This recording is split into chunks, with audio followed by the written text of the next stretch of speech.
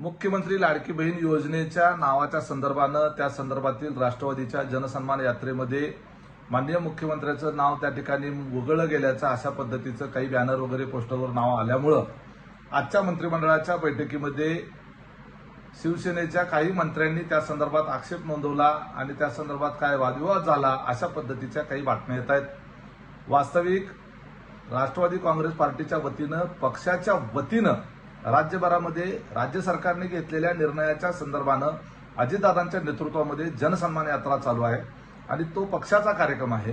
तो आमच्या वेगवेगळ्या भागातील आमदारांच्या मतदारसंघामध्ये विशेषतः चालू आहे आणि त्या ठिकाणच्या कार्यकर्त्यांच्या माध्यमातून जर मुख्यमंत्र्यांचं त्या ठिकाणी नाव न घेता थोडक्यामध्ये किंवा शॉर्टकट म्हणून लाडकी बहीण योजना अशा पद्धतीचा काही उल्लेख झाला असेल किंवा दादांची बहीण योजना असा काही उल्लेख झाला असेल तर त्याच्यामध्ये एवढा आक्षेप घेण्याचं काही एक कारण नाही। ज्या दिवशी अर्थसंकल्प सादर झाला त्या दिवशी त्याच्या दुसऱ्याच दिवशी अनाथांचा नाथ एकनाथ म्हणून सबंध राज्यभरामध्ये बॅनर होर्डिंग पोस्टर झळकले होते।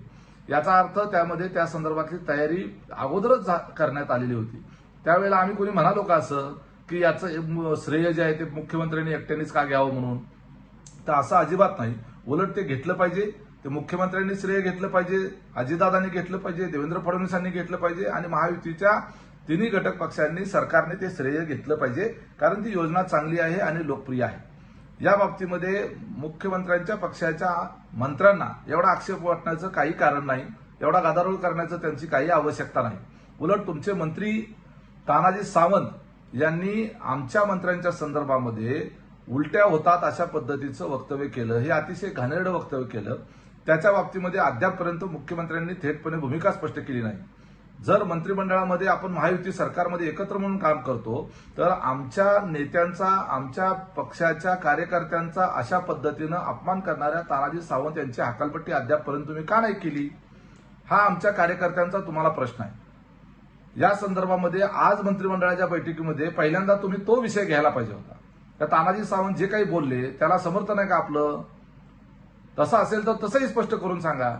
यापूर्वीच आम्ही स्पष्टपणे सांगितलेलं आहे, आम्ही काही सत्तेला हपापलेलो नाही आहोत। या अजितदादांना सरकारमध्ये घेण्याच्या संदर्भामध्ये भारतीय जनता पार्टीचे वरिष्ठ नेते असतील, जे.पी. नड्डा असतील, अमित शाह साहेब असतील, पंतप्रधान महोदय असतील, यांनी घेतलेला तो निर्णय आहे आणि त्याच्यामध्ये तानाजी सावंत सारख्या मंत्र्याला जी मळमळ आणि जळजळ होते, ही मळमळ जळजळ काही इतर मंत्र्यांच्या डोक्यात पण घुसली का, हा देखील आम्हाला विचार करावा लागणार आहे। एबीपी माझा, उघडा डोळे बघा नीट।